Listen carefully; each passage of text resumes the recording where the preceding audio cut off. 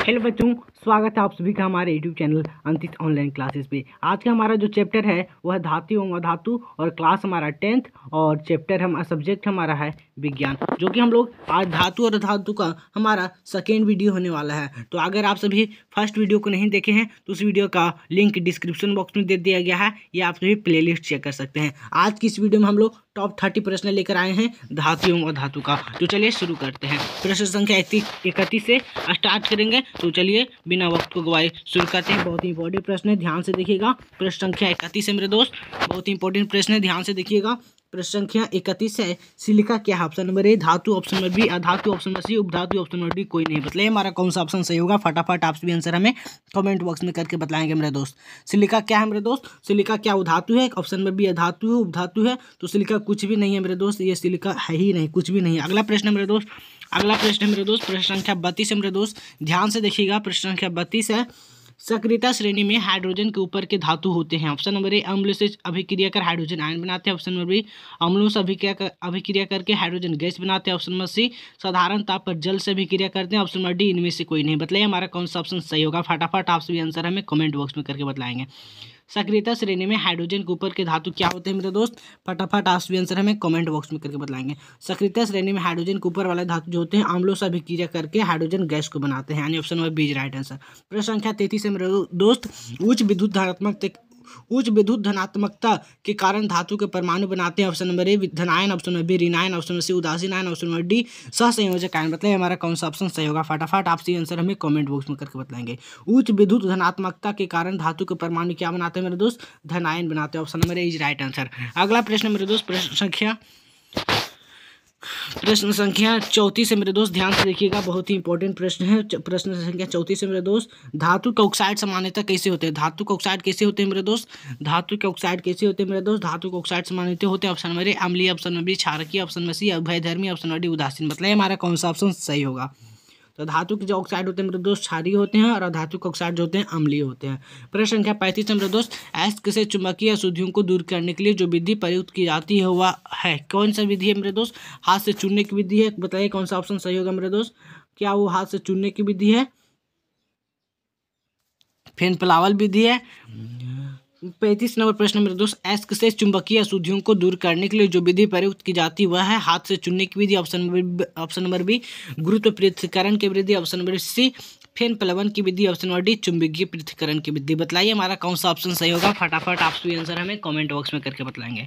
अयस्क से चुंबकीय अशुद्धियों को दूर करने के लिए जो विधि प्रयुक्त की जाती है मेरे दोस्त उसे हम लोग चुंबकीय पृथक्करण विधि कहा जाता है। 35 का option number D is right answer. अगला प्रश्न आप सभी के स्क्रीन के सामने आता हुआ मेरे दोस्त, प्रश्न संख्या 36 मेरे दोस्त, ध्यान से देखिएगा, बहुत इंपॉर्टेंट प्रश्न है, कई बार बोर्ड एग्जाम में पूछा जा चुका प्रश्न है। प्रश्न संख्या 36 मेरे दोस्त, सल्फाइड अयस्कों का संतुलन किया जाता है। ऑप्शन नंबर ए हाथ से चुनकर, ऑप्शन नंबर बी निक्षालन के द्वारा, ऑप्शन नंबर सी फेन प्लवन के द्वारा, ऑप्शन नंबर डी निष्पादन के द्वारा। बताइए हमारा कौन सा ऑप्शन सही होगा? फटाफट आप सभी आंसर हमें कमेंट बॉक्स में करके बताएंगे। सल्फाइड अयस्कों का सांद्रण किया जाता है मेरे दोस्त फेन प्लवन के विधि के द्वारा, यानी option number C is right answer. अगला प्रश्न मेरे दोस्त, प्रश्न संख्या 37 मेरे दोस्त, ध्यान से देखिएगा, बहुत इंपॉर्टेंट प्रश्न है। निम्नलिखित में से कौन एल्युमिनियम का मिश्र धातु है? Option number A magnesium, option number C German silver, option number C पीतल, ऑप्शन नंबर डी कांसा। बताइए हमारा कौन सा ऑप्शन सही होगा? फटाफट आप में आंसर हमें कमेंट बॉक्स में करके बताएंगे। निम्नलिखित में से कौन एल्यूमिनियम का मिश्र धातु है मेरे दोस्त? तो मैग्नीशियम जो है एक प्रकार का एल्यूमिनियम का मिश्र धातु है। Option number A is right answer. अगला प्रश्न मेरे दोस्त, बहुत ही इंपॉर्टेंट प्रश्न है, बॉक्साइट निम्नलिखित में से किस धातु का अयस्क है? प्रश्न संख्या 38 मेरे दोस्त, बॉक्साइट निम्नलिखित में से किस धातु के अयस्क है? ऑप्शन नंबर ए लोहा, option number B calcium, option number C sodium, option number D aluminium. देखिए बिहार बोर्ड 2018 में एक क्वेश्चन पूछा जा चुका है, बहुत ही इंपॉर्टेंट प्रश्न है, ध्यान से इस प्रश्न का आंसर आप हमें कमेंट बॉक्स में करके बताएंगे। बॉक्साइट निम्नलिखित में से किस धातु के अयस्क है मेरे दोस्त? बॉक्साइट जो है एल्यूमिनियम का अयस्क, option number A D is right answer. अगला प्रश्न मेरे दोस्त, कॉपर का निष्कर्षण मुख्यतः किस अयस्क से किया जाता है? ऑप्शन नंबर ए कॉपर गलनांश U2S को कॉपर गलनांश कहता है, कॉपर पायराइट्स UFeS2, क्यूपराइट्स U2, और ऑप्शन नंबर डी इनमें से कोई नहीं। बताइए हमारा कौन सा ऑप्शन सही होगा? फटाफट आप सभी आंसर हमें कमेंट बॉक्स में करके बताएंगे। कॉपर का निष्कर्षण मुख्यतः किस अयस्क के द्वारा होता है मेरे दोस्त? तो वह होता है कॉपर पायराइट्स के द्वारा, CuFeS2 के द्वारा जो होती है कॉपर का निष्कर्षण किया जाता है। प्रश्न संख्या 39 का option number B is right answer. प्रश्न संख्या 40 मेरे दोस्त, निम्न में से किस धातु का गलनांक सबसे कम है? Option number A aluminium, option number B sodium, option number C copper, option number D लोहा। बताइए हमारा कौन सा ऑप्शन सही होगा? फटाफट आप सभी आंसर हमें कमेंट बॉक्स में करके बतलाएंगे मेरे दोस्त। तो उनमें से किस धातु का गलनांक सबसे कम है मेरे दोस्त? तो सोडियम का गलनांक सबसे कम है, option number B is right answer. अगला प्रश्न मेरे दोस्त, प्रश्न संख्या 41 है मेरे दोस्त, ध्यान से देखिएगा, बहुत ही इंपॉर्टेंट प्रश्न है। साधारण गंधक किस आणविक रूप में पाया जाता है? Option number A sulphur, option number Ac2, option number C एसेट, ऑप्शन नंबर डी S4। बताइए हमारा कौन सा ऑप्शन फटाफट सही होगा? प्रश्न संख्या 41 का कौन सा ऑप्शन हमारा सही होगा मेरे दोस्त? साधारण गंधक किस आणविक रूप में पाया जाता है मेरे दोस्त? तो वह पाया जाता है S8 सल्फर 8 के रूप में गंधक पाया जाता है, यानी कि साधारण गंधक किस आणविक रूप में पाया जाता है मेरे दोस्त? S8 में। अगला प्रश्न मेरे दोस्त, प्रश्न संख्या 42 है मेरे दोस्त, फास्फोरस का आणविक सूत्र होता है? Option number A P, option number B P2, option number C PO8, option number D P4। बताइए हमारा कौन सा ऑप्शन सही होगा? फटाफट आप आंसर में कमेंट बॉक्स में करके बताएंगे। तो फास्फोरस का जो आणविक सूत्र होता है मेरे दोस्त P4 होता है। प्रश्न संख्या 43 मेरे दोस्त, सोना निम्नलिखित में से किस द्रव में घुल जाता है? ऑप्शन नंबर ए अम्लराज में, ऑप्शन नंबर बी सांद्र सल्फ्यूरिक अम्ल में, ऑप्शन नंबर सी सांद्र नाइट्रिक अम्ल में, ऑप्शन नंबर डी इनमें से सभी में। बताइए हमारा कौन सा ऑप्शन सही होगा? फटाफट आप आंसर में कमेंट बॉक्स में कर लगाएंगे। सोना निम्नलिखित में से किस द्रव में घुल जाता है मेरे दोस्त? तो सोना जो होती है अम्लराज में घुल जाता है। प्रश्न संख्या 44 मेरे दोस्त, अम्लगम एक मिश्र धातु है जिसमें एक धातु हमेशा रहता है? Option number A copper, option number B silver, option number C पारा, ऑप्शन नंबर डी सोना। बताइए हमारा कौन सा ऑप्शन सही होगा? फटाफट आप सभी आंसर हमें कमेंट बॉक्स में करके बताएंगे।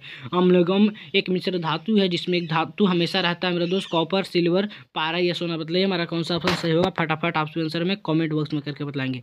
तो अम्लगम एक मिश्र धातु जिसमें एक धातु हमेशा रहता है मेरे दोस्त, जिसमें उसमें हमेशा पारा रहता है, option number C is right answer. अगला प्रश्न दोस्त, प्रश्न संख्या 45 मेरे दोस्त, बहुत इंपॉर्टेंट है, ध्यान से देखिएगा और इसका आंसर आप हमें कमेंट बॉक्स में करके बताएंगे। वह धातु जो सिर्फ अम्लराज में घुलता है? Option number aluminium, option number B सोना, ऑप्शन नंबर सी लोहा, ऑप्शन नंबर डी कॉपर। बताइए हमारा कौन सा ऑप्शन सही होगा? फटाफट आप आंसर हमें कमेंट बॉक्स में करके बताएंगे।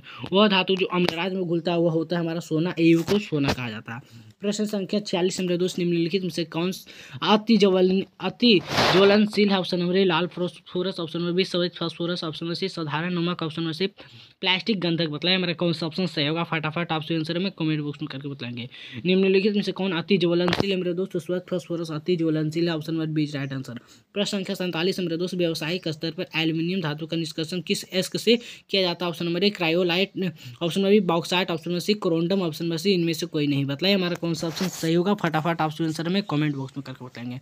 व्यवहारिक स्तर पर एल्यूमिनियम धातु का निष्कर्षण किस एस्क से किया जाता है मेरे दोस्त? तो बॉक्साइट किया जाता है, option number B right answer. अगला प्रश्न मेरे दोस्त, प्रश्न संख्या 48 है, ध्यान से देखिएगा, बहुत ही इंपॉर्टेंट प्रश्न है। प्रश्न संख्या 48 मेरे दोस्त, लोहे के निष्कर्षण में चूना पत्थर, कैल्शियम सिलिकेट एवं सिलिकेट एक यौगिक बनाता है, यह यौगिक कहलाता है भर्जन, ऑप्शन बी प्रगलन, ऑप्शन नंबर सी द्रावक, ऑप्शन नंबर डी धातुमल। बताइए हमारा कौन सा ऑप्शन सही होगा? फटाफट आपसे आंसर में कमेंट बॉक्स में करके बताएंगे। लोहे के निष्कर्षण में चूना पत्थर, कैल्शियम सिलिकेट एक यौगिक बनाता है जो क्या कहलाता है मेरे दोस्त? तो वह कहलाता है मेरे दोस्त धातुमल कहलाता है, option number D right answer. प्रश्न संख्या 49 मेरे दोस्त, किसी तत्व के गुणधर्म को दो या दो से अधिक अभिन्न रूपों में प्रस्तुतिकरण तत्व की क्या कहलाती है? ऑप्शन नंबर अपरूपता, ऑप्शन नंबर बी समावयवता, ऑप्शन नंबर सी समरूपता, ऑप्शन नंबर डी उभयधर्मीयता। बताइए हमारा कौन सा ऑप्शन सही होगा? फटाफट आप आंसर हमें कमेंट बॉक्स में करके बताएंगे। किसी तत्व के गुणधर्म का दो या दो से अधिक विभिन्न रूपों में प्रस्तुतिकरण तत्व की क्या कहलाती है? अपरूपता, समावयवता, समरूपता या उभयधर्मीयता। बताइए हमारा कौन सा ऑप्शन सही होगा मेरे दोस्त? उससे हम लोग अपरूपता कहते हैं, ऑप्शन मेरे इज राइट आंसर। अगला प्रश्न मेरे दोस्त, प्रश्न संख्या 50 मेरे दोस्त, धातुओं की प्रकृति होती है? धातुओं की कैसी प्रकृति होती है मेरे दोस्त?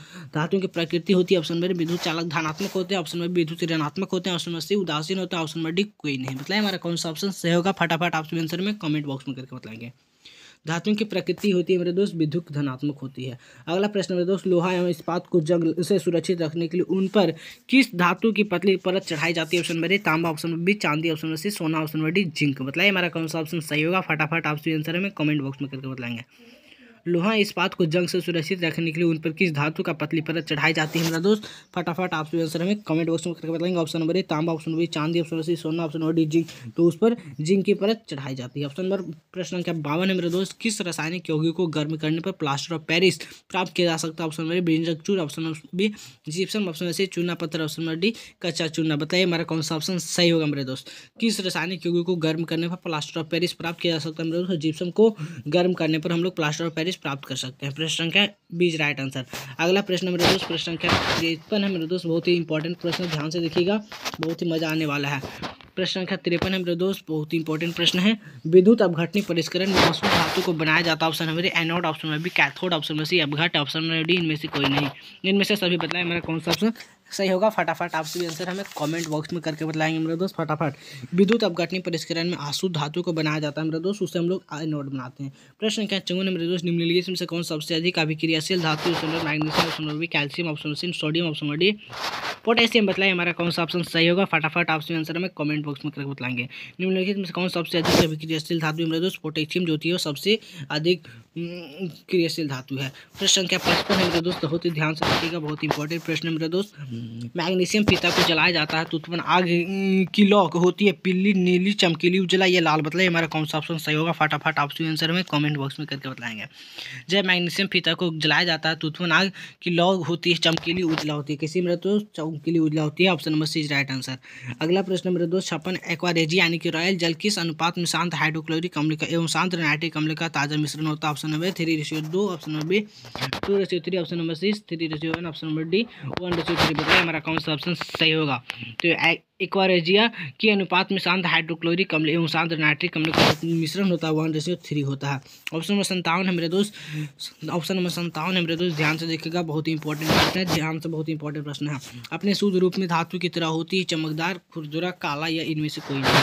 अपने शुद्ध रूप में धातु की सतह कैसी होती है मेरे दोस्त? फटाफट आपसे आंसर हमें कमेंट बॉक्स में करके बताएंगे। अपने शुद्ध रूप में धातु की सतह होती है तो ऑप्शन नंबर ए चमकदार, ऑप्शन नंबर बी खुरदुरा, ऑप्शन नंबर सी काला, ऑप्शन नंबर डी इनमें से कोई नहीं। तो जो शुद्ध रूप में होती है मेरे दोस्त वह चमकदार होती है। प्रश्न संख्या 58 मेरे दोस्त, धातु का पतले तार के रूप में खींचने की क्षमता को क्या कहते हैं? अधातुवर्धीयता, ऑप्शन नंबर बी तन्यता, ऑप्शन नंबर सी लचीलापन, ऑप्शन नंबर डी इनमें से कोई नहीं।